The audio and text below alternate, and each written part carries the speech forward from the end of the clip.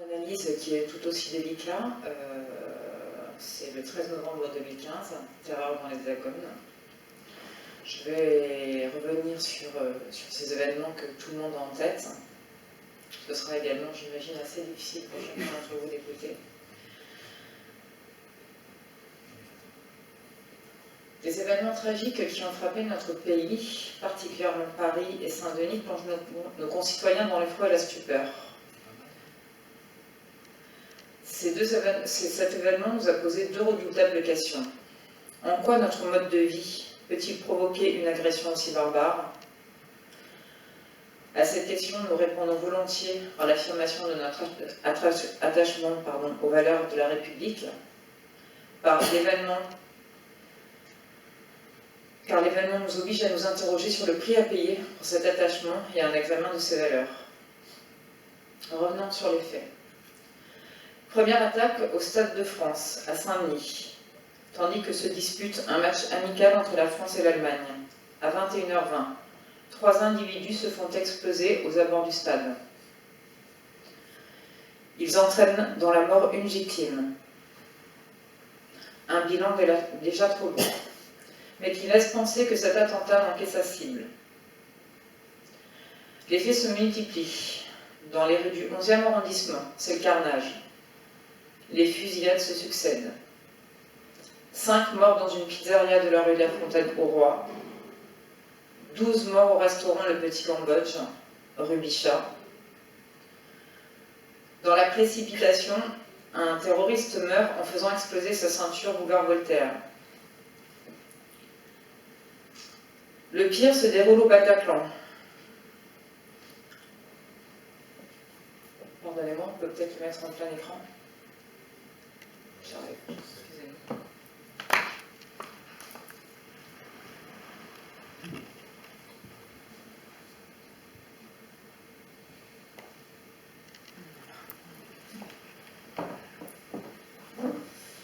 Je reprends, mes excuses. Le pire se déroule au Bataclan. 3 hommes en armes et à visage découvert investissent la salle, alors que se déroule le concert du groupe Eagle of Death Metal. Les premiers tirs font plusieurs victimes, alors que quelques spectateurs parviennent à s'enfuir. Mais pas tous. Vers minuit et demi, le groupe d'intervention de la police nationale donne l'assaut pour mettre fin à la prise d'otages. On dénombre alors 82 morts. Quant aux terroristes, ils ont actionné leur ceinture piégée et sont morts. Au petit matin, ce samedi, la France se réveille endeuillée et sonnée. Plus de 250 personnes sont blessées, une centaine dans un état très grave. Le président de la République, exfiltré du Stade de France dès la première explosion, alors qu'il assistait au match de football, a fait une déclaration solennelle à minuit, annonçant la fermeture des frontières et décrétant l'état d'urgence, ce qui n'était pas arrivé en France depuis la guerre d'Algérie. Tous les établissements publics de la ville, musées, piscines, écoles, mairies, ont été fermés ce samedi 14 novembre 2015. 11 mois après le drame de Charlie Hebdo et de l'épicerie cachère de la Porte de Vincennes qui ont fait 17 morts en janvier dernier, ces attaques font froid dans le dos. Les messages de solidarité et de compassion émanent du monde entier. La vie lumière a été touchée en plein cœur, à l'heure où jeunes et moins jeunes goûtent le plaisir de la musique ou du sport, quand les Parisiens et leurs amis s'attablent dans les bistrots. Paris est comme paralysé, endolori, mais ne cède pas à la peur. C'est la peine, la douleur qui domine, peut-être aussi la colère.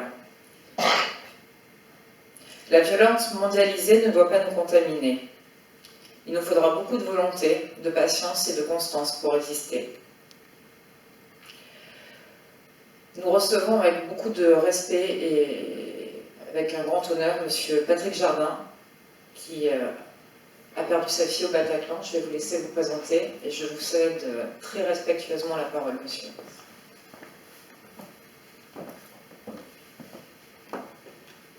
je vais vous demander un peu d'indulgence parce que je prends très peu la parole en public, mais bon, j'essaye de le faire à chaque fois qu'on me le demande pour défendre une cause comme la lutte contre l'islamisation.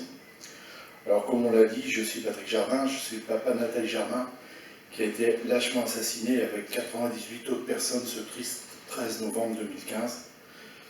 Je ne vais pas ici vous raconter tous les détails de cet attentat, le plus sanglant depuis la dernière guerre mondiale, et que tout le monde ici connaît pour avoir vu et revu les reportages télévisés, bien que on ne vous a pas tout dit, on vous a caché que tous n'étaient pas morts par balle, on vous a caché qu'il y a eu des atrocités, on vous cache aussi, sûrement, et à moi aussi, des raisons qui ont fait qu'on a interdit aux militaires d'intervenir, parce qu'il faut savoir qu'il y avait 8 militaires qui étaient en face du Bataclan. Il faut savoir aussi qu'il y avait un régiment qui était affecté à l'époque à la sécurité de M. Valls, le 31-8 de Reims, qui avait fait colonne vers le Bataclan et qu'on s'est dépêché de rappeler. Toutes ces choses-là, on ne vous les a pas dites. Mais bon, pour maintenant, j'irai. Il ne faut pas oublier le Bataclan, il ne faut sûrement pas oublier ces actes terroristes. Mais je pense que ce qui est le plus important maintenant, c'est de lutter contre l'islamisation pour que plus jamais ça recommence. Moi, ma fille, malheureusement, j'ai vécu ça comme un drame, vous devez bien vous en douter. La perte d'un enfant, c'est, je vous le confirme, pour un parent, la pire des épreuves. Et le lendemain de ces attentats, j'ai déclaré à la télévision que j'avais la haine des terroristes et la haine des hommes politiques. La haine des hommes politiques, car depuis 45 ans, tous, et de tous bords confondus, ils ont laissé la situation se détériorer, et cela a commencé en 1973, lors du premier choc pétrolier, où un traité félon entre les pays de l'OPEP et nos gouvernants européens nous oblige à accueillir des Maghrébins sur notre territoire contre l'ouverture des robinets de pétrole. Cet accord félon a de nouveau été ratifié en 2000 à Strasbourg, et nos représentants ont accepté toutes les conditions réclamées par les Arabes. C'est-à-dire, nous nous engageons à embaucher de la main-d'œuvre maghrébine, et ce sous 3 conditions. Égalité totale de traitement entre les ressortissants européens et nos ressortissants. C'est-à-dire, et ça c'est très important, accès aux droits sociaux, accès aux droits politiques et civils. Donc il est fort à parier que d'ici peu, on leur donne le droit de vote et qu'on verra de plus en plus de musulmans, députés, maires, ministres, voire peut-être même un jour président de la République. La deuxième condition, ces gens qui vont venir chez nous ne vivront pas comme nous, mais doivent être autorisés à continuer à vivre selon leurs coutumes, à leur manière, et dépendront directement des instances arabes. Ils seront suivis et chapeautés par ces mêmes instances. Et enfin, la troisième condition, nous devons introduire dans notre société un narratif concernant l'islam qui dicte les règles suivantes. L'islam est partie constitutive de notre culture avec la mise en place de centres culturels dans toutes les grandes villes, de lieux où ils pourront vivre leur culte en toute liberté. Ce qui explique la multiplication des mosquées. Tout ceci, c'est entièrement vérifiable sur un document appelé Stratégie culturelle islamiste et que chacun peut consulter en français, en arabe ou en anglais sur le site de l'ISESCO. Lorsque j'ai découvert cela, j'ai immédiatement compris que nos gouvernants nous avaient trahis, car bien entendu, ce traité signé par le Belge Tillich de Clercq l'a été en catimini. Pensez bien qu'ils se sont bien gardés d'en faire une publicité, tout comme le traité de Marrakech signé récemment par Macron en décembre 2018 qui va être un préalable à l'afflux massif de réfugiés, qui va mettre en place une censure de la presse, qui va organiser le remplacement des travailleurs, et enfin qui va brader la souveraineté française. Voilà pourquoi j'ai la haine des politiques. Là-dessus, évidemment, il faut y rajouter plus particulièrement pour ces attentats la complicité du gouvernement Hollande qui a accumulé les erreurs. Est-ce vraiment d'ailleurs des erreurs? Ou est-ce voulu? On peut se poser la question. Car vu les faits, c'est assez renversant. Ils auraient voulu aider les djihadistes qui ne se seraient pas pris au tournant. Et donc, a priori, ils n'ont rien fait pour s'opposer au déroulement de ces attentats. Cela a commencé avec Emmanuel Valls, qui a refusé une liste de terroristes répertoriés par le gouvernement syrien, où figuraient tous les terroristes du Bataclan. M. Valls a refusé de prêter attention à cette liste contre les avis des services de la DGSI et de la DGSE, et uniquement sous prétexte que cette liste provenait des services syriens. Puis cela continue avec notre brillantissime ministre de l'Intérieur, M. Cazeneuve, qui lui peut se reconvertir comme voyant, car il déclare le matin même de l'attentat du Bataclan, il déclare ça à son préfet, qu'il s'attend à un attentat d'au moins 130 morts. Pile poil, il a gagné, il avait deviné. Et enfin, la très discrète intervention de notre ministre des Armées, M. Le Drian, devant la commission parlementaire, se réfugiant honteusement derrière le secret défense. Un peu facile, non? Et j'ai gardé le meilleur pour la fin. La déclaration du général Bruno Leray, gouverneur militaire de Paris, qui lui a tout bêtement déclaré « Les militaires n'ont pas pour vocation d'intervenir dans une zone qui n'est pas en guerre ». Sauf qu'il a oublié que depuis Charlie Hebdo, M. Hollande et M. Valls nous ont bien signifié que nous étions en guerre. Et en plus, il a déclaré aussi « Il est impensable de mettre la vie des militaires en danger dans l'espoir de sauver des vies civiles. » Il faudra qu'on m'explique à quoi sert un militaire dans ces cas-là. Moi, je pense qu'un général qui déclare ça pour justifier la non-intervention des militaires en faction et armés devant le Bataclan, pendant que nos jeunes se faisaient tirer dessus comme des lapins, ça s'appelle de la non-assistance à personne en danger. J'ai d'ailleurs déposé une plainte dans ce sens.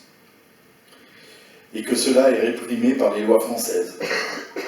De plus, un général qui fait de telles déclarations devrait immédiatement être destitué. Ma haine contre les islamistes, bien entendu, vous le comprendrez, je ne peux pas faire abstraction qu'ils ont tué ma fille. Mais ils ont aussi tué 129 autres personnes. Et cela 11 mois après avoir exécuté les membres de Charlie Hebdo, et pratiquement 8 mois avant l'attentat de Nice. Ces gens sont des fourbes, des peureux, ce sont des monstres, vous avez pu le voir sur le film qui nous a été diffusé avant. Ce qu'ils font, c'est inadmissible. Un être humain n'est pas capable de faire ça. Il faut être un monstre pour faire de tels actes. Et ils n'agissent que lorsqu'ils sont en supériorité numérique ou lorsqu'ils sont armés et que nous ne le sommes pas.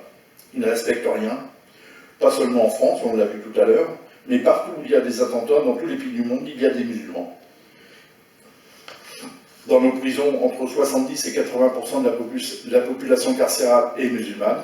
Et ce n'est pas du racisme que de l'affirmer, ce n'est qu'une constatation. Pourquoi croyez-vous que les gens en ont marre? Les Français ne sont pas racistes, pas du tout, mais ils aspirent à vivre en paix avec de trop nombreux musulmans, c'est devenu impossible. Car ils veulent nous imposer leur culture et leur façon de vivre, et surtout la charia, comme c'est déjà le cas dans bien des coins en France. Mais malheureusement, il me semble et je crains que le pire est à venir. J'essaye, moi, par mes actions, mes déclarations, de lutter contre cet islamisme meurtrier. Pas seulement pour ma fille, malheureusement, je ne peux plus rien faire pour elle, mais surtout pour que ça n'arrive plus jamais. Je sais trop ce que c'est pour un papa ou une maman de perdre son enfant. Je voudrais que, franchement, si je peux faire quelque chose, c'est au moins que ça n'arrive plus. Alors, pour lutter, la lutte, c'est pas facile, évidemment, parce qu'on m'exclut des réseaux sociaux, on m'interviewe que très peu, enfin, beaucoup de médias me sont fermés. À ce propos, j'ai une petite anecdote. Lors de mon combat pour empêcher le concert de l'islamiste Médine au Bataclan, parce qu'ils ont tous les culots, cet islamiste, il voulait venir se produire au Bataclan.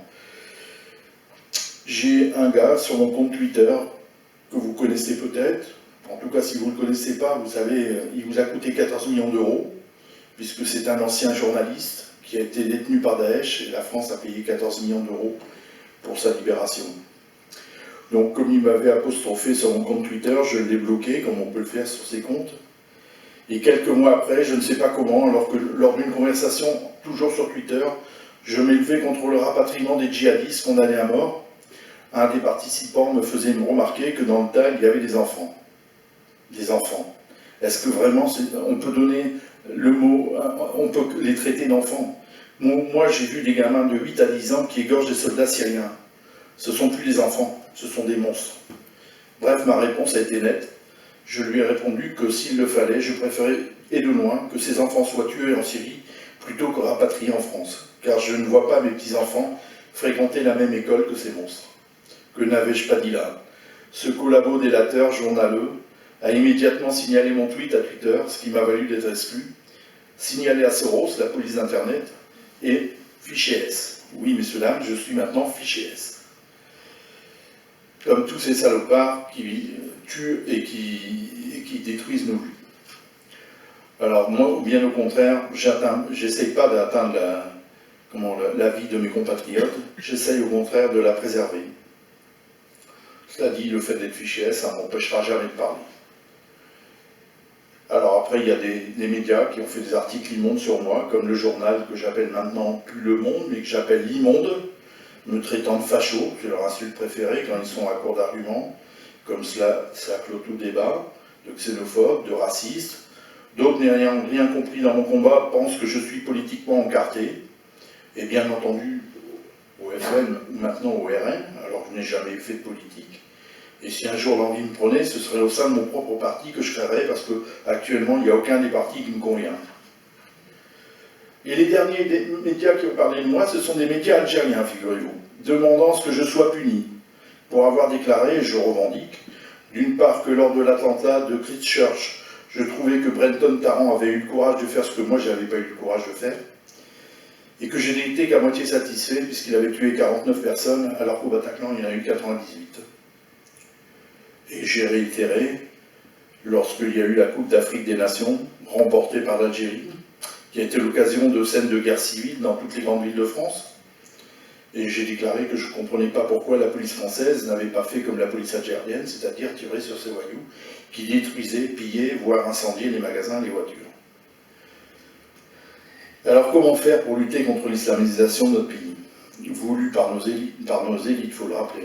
J'ai écrit un livre qui en ce moment est en cours de lecture chez plusieurs éditeurs parisiens. Bien sûr, ils sont intéressés, mais est-ce qu'ils vont oser le publier? Ça j'ai un doute.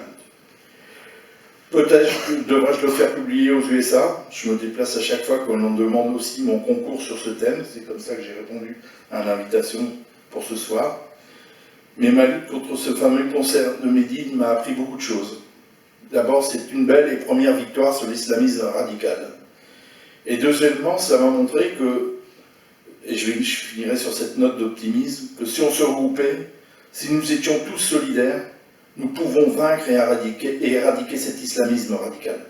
C'est un devoir patriote pour nos enfants et petits-enfants que personnellement je refuse de voir vivre sous la charia. Merci de m'avoir écouté.